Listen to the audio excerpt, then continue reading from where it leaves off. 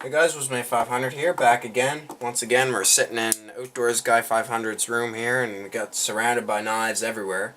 Knives and multi-tools. We were just talking about how much money we got in knives sitting here in the room right now. Probably over $1,000 at least.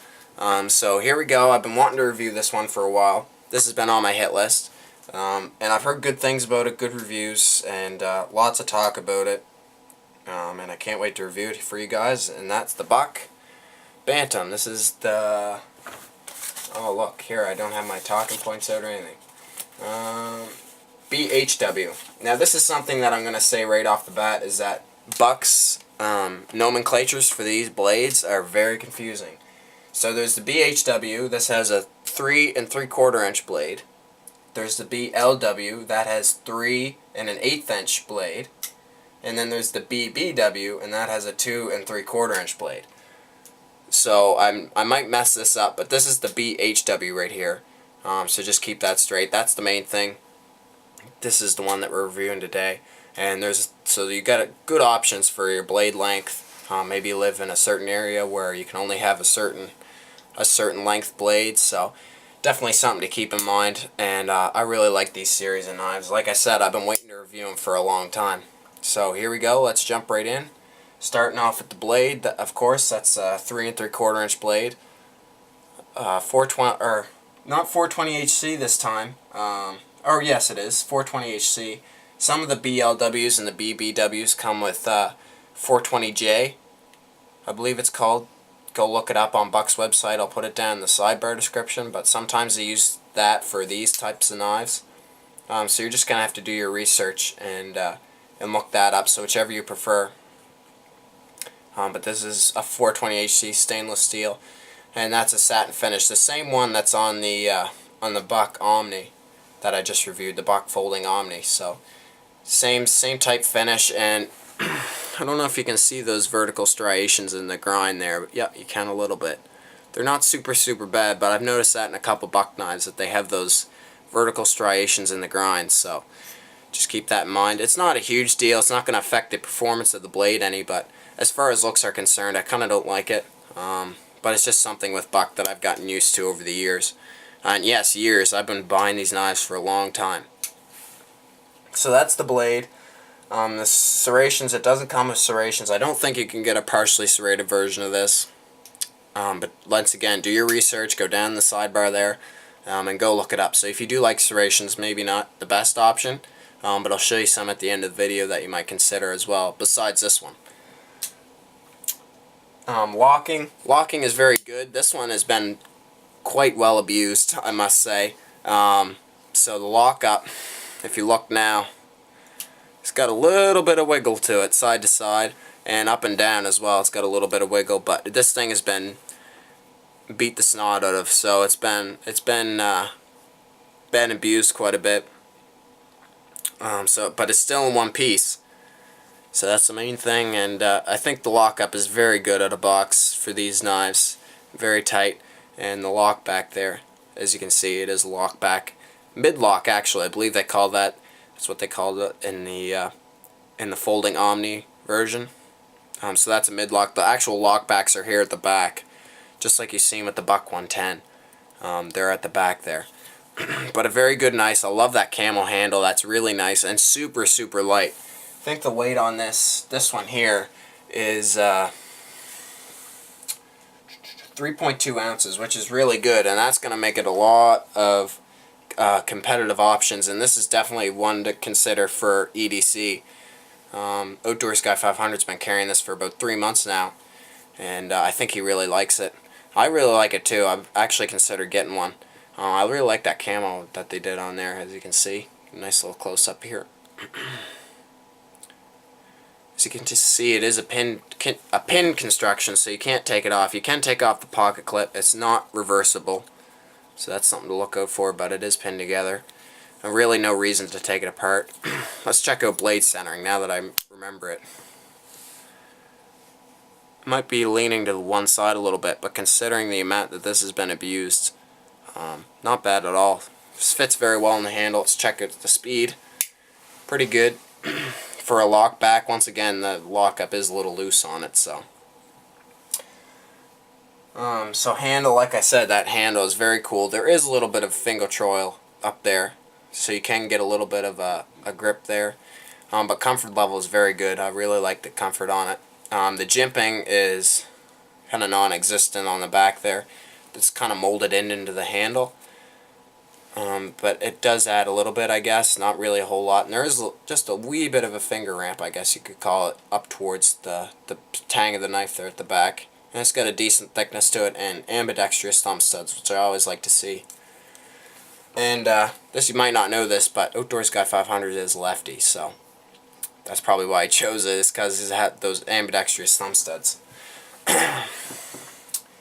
So, like I said, comfort, very comfortable. Speed, pretty decent. I can flick it open pretty fast. But the lockup is loosened up. Lord knows how fast it is out of box. Because I find those lockbacks, you're always overcoming the spring. So that's something to look out for. So, like I said, ambo thumb studs, good to see.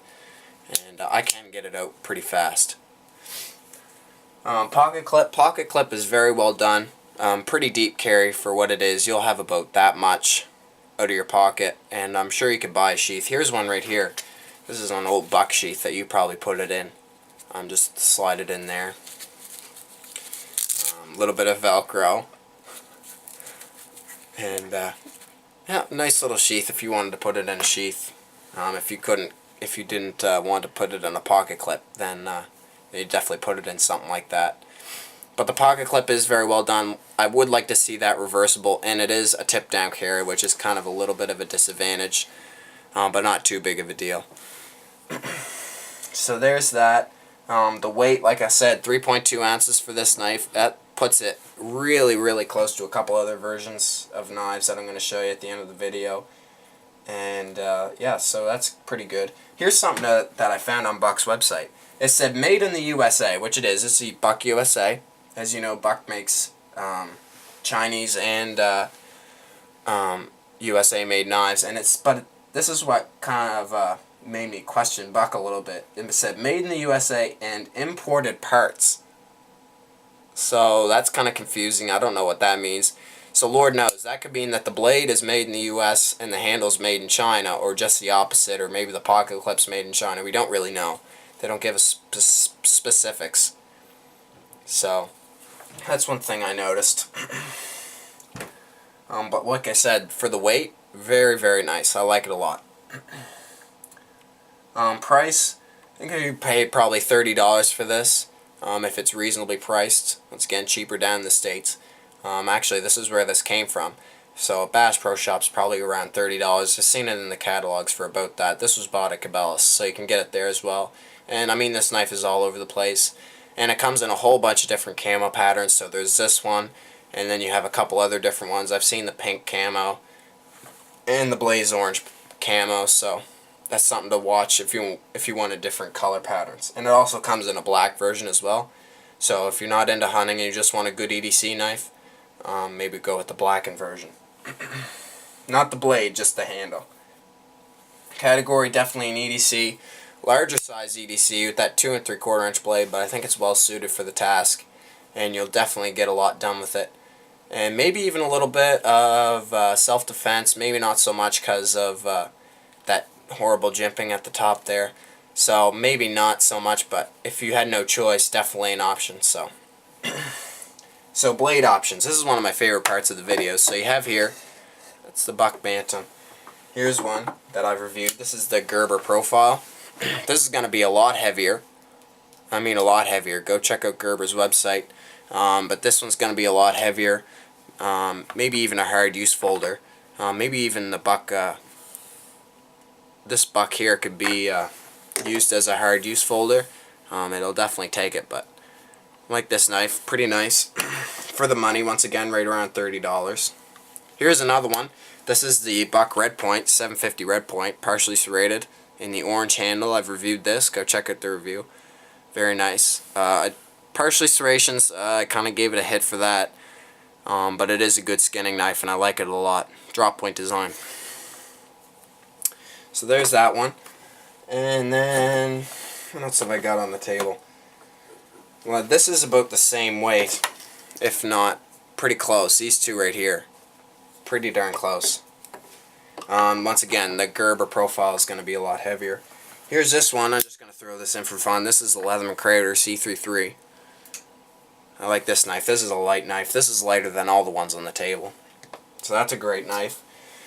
And last but definitely not least, here's this Spyderco Manix 2. This is the blue, the FRCP handle, translucent blue. Very nice knife. I love this knife. Great knife. It's going to be a lot more expensive than the knives on the table, though, right around $100. And it's going to be a better steel, better quality, and I love this knife. Just a great knife. Ball bearing lock in there. Watch it for the review. I got to get this one out too. So that's about all. Which one would I choose out of all three of these? Well, definitely the Manix 2, if I wasn't worried about price. For price, probably the Crater. For the price and the weight, probably the Crater. If I wanted something hard use, either of these two. So the Gerber profile folding and the Buck BBW? BHW, sorry. So definitely these two for hard use, and this one if I wasn't worried about money, definitely. And that one for lightweights carry. So that's all I got for you guys. Extra features, it does come with a lanyard loop at the back there, so if you wanted to feed some paracord in there or put on some lanyard material, good for that. And definitely a good sized lanyard hole there for you guys. That's all I got for you. Hope you guys enjoyed this video. Coming back with another review.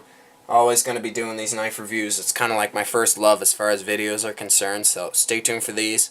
Great knife, and I'm glad I finally get this review behind me, so stay tuned for more videos, guys, with Man 500.